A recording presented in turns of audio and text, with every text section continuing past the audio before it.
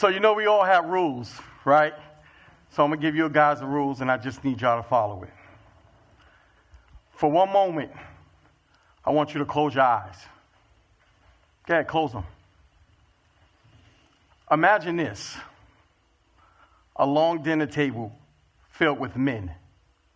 Some young, some old. Some just off double shifts.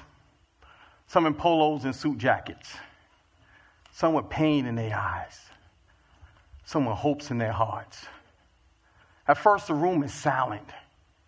Then you hear forks clickering, eyes lowered.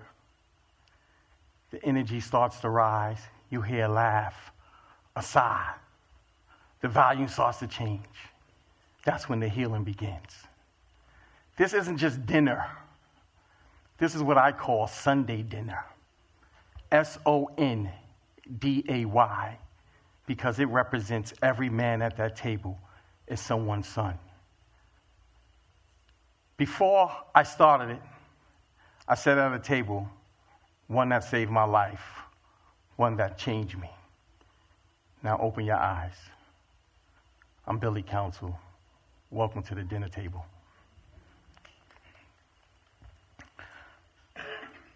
I was in 7th grade, a Harlem-born kid, born in the 70s chaos.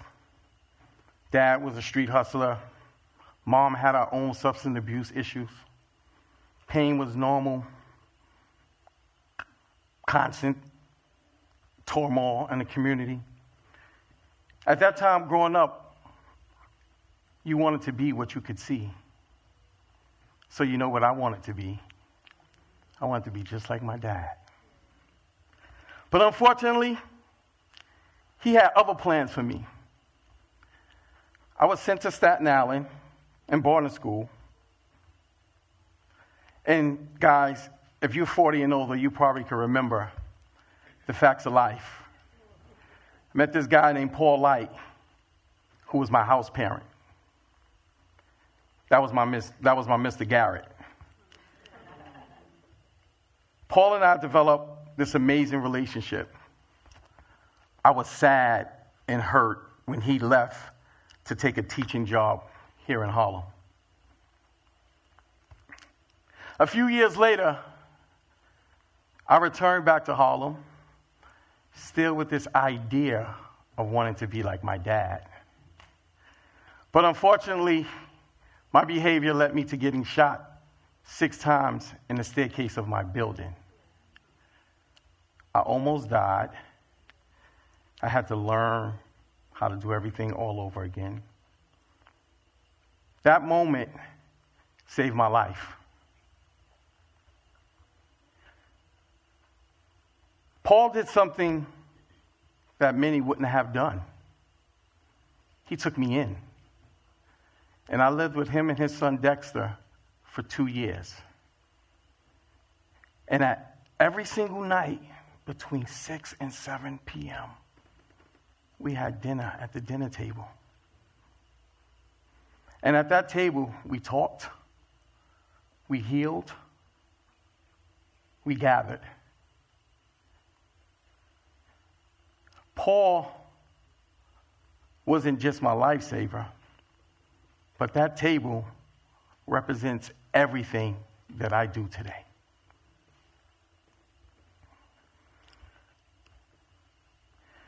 In many communities, many cultures, especially African American cultures, the dinner table has always been sacred. From African villages to southern kitchens to grandma's house. That table wasn't where we just ate, but that table was where we was full. Where we passed down wisdom, processed grief, and made each other whole. But now, that table is vanishing. Verbal communication has become obsolete. We no longer talk to one another. Sunday dinner is a place where we get together as men. We talk about issues that's plaguing us, how do we help one another, and how do we support. I'll tell you some stories from the dinner table. A 23-year-old got up one time and said, I haven't been hugged since I was 9. But an elder stood up, grabbed him, and they hugged, and they both wept. Man said, I don't know how to connect with my son. Another gentleman just got up and said, guess what? I used to be that son. Here's what I needed. The other interesting piece to it was this guy that was just sitting there all day, and he was eating, but he was one of those guys that I saw with the pain in his eyes. And he said, I've been thinking about ending my life. But tonight, I feel seen. I feel heard. So I'll stay. That's what Sunday dinner does. It creates this space for vulnerability.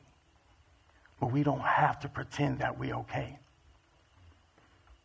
Then it was this time I ran for city council. Right here in District 9. And I lost. And that pain was so,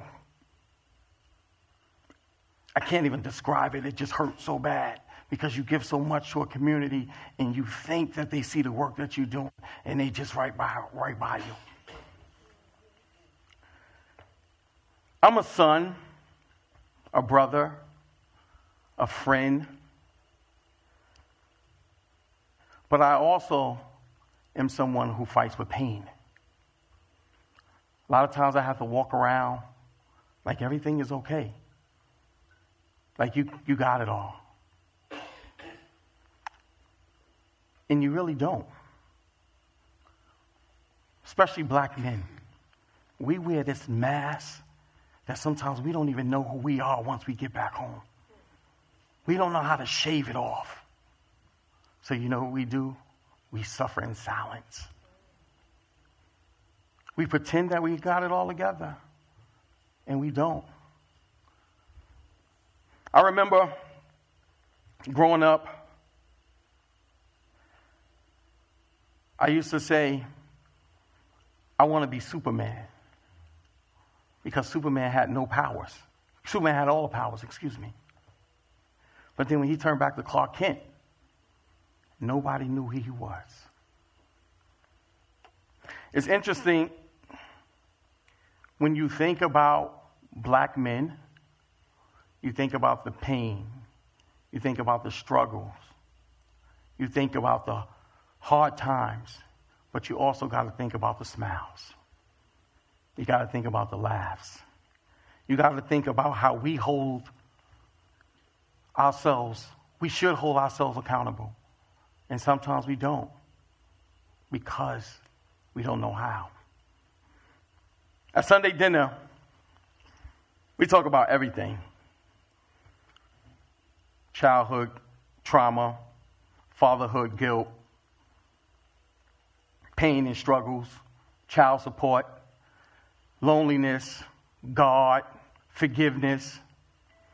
And you know what else? We do talk about women. And I'll tell y'all, sometimes that's the longest conversation we can ever have. But I'm going to digress and I'm going to come back to that. Because we're not building perfect men. We're trying to build healed ones. Capitalism tells us to grind.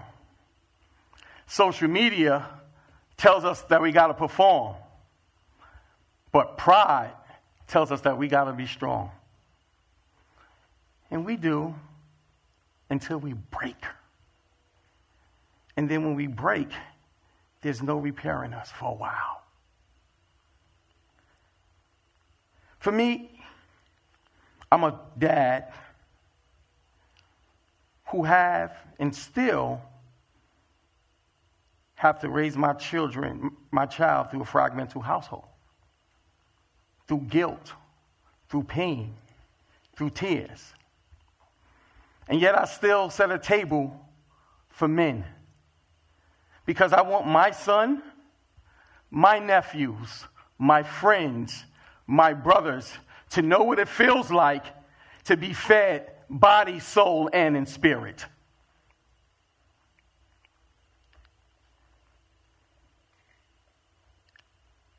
When we look around, we see broken boys that become broken men. But then we want to send those broken men back out to fix those broken boys. And we're not healing. You know, somebody asked me one day, Billy, why do you do the work that you do? I said, I do it because someone did it to me, Paul.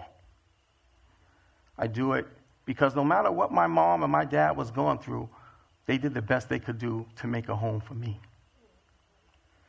But I also do it for my sister, who I lost at the age of 20, childbirth. We are losing black women in labor rooms, and we are losing black men in silence. We are losing a whole family together, and nobody's talking about it. Me,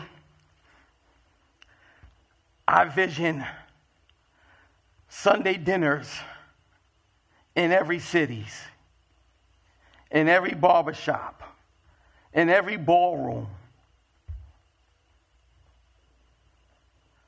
Because when black men get together,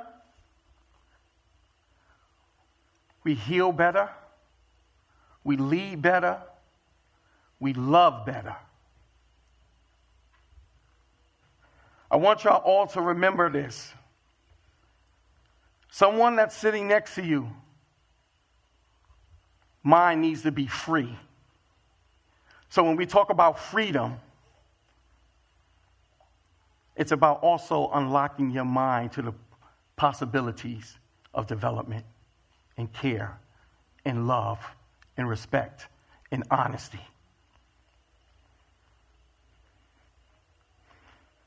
I'll say this to you. I was speaking to my pastor in the back, and I have never seen a man who speaks so much life into our community, into me. And the first thing I asked him, I said, yo, pastor, I am nervous. And when that man looked back at me, and he said, Billy, I'm nervous every Sunday.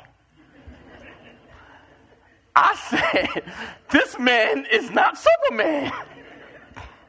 But, you know, in this community here, and especially of Harlem, this was our village.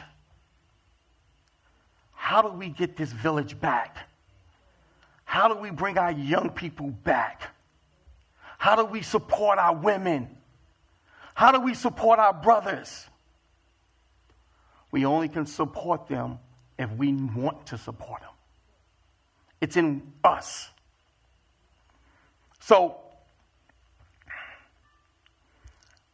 I'll leave you with this. If you never had a Paul, then be one. If you never had a table, then build one. If you never found the heart, find it. Because we're all I got, we're all we have.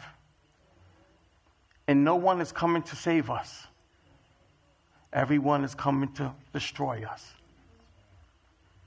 But we can't let them. So let's build that table back. Let's have that meal. Let's put those phones down. Let's build and pour back into our families.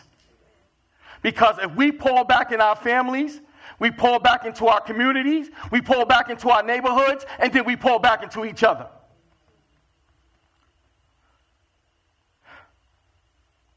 I remember speaking to pastor or listening to a sermon that pastor talked about, and was toxic toughness.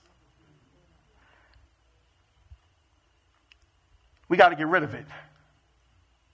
Because when we're laying in that bed in pain, that toughness is gone. And the only thing we have is us. So, I'll leave you with this. My table is built. Please find a way to come have dinner with me. Thank you.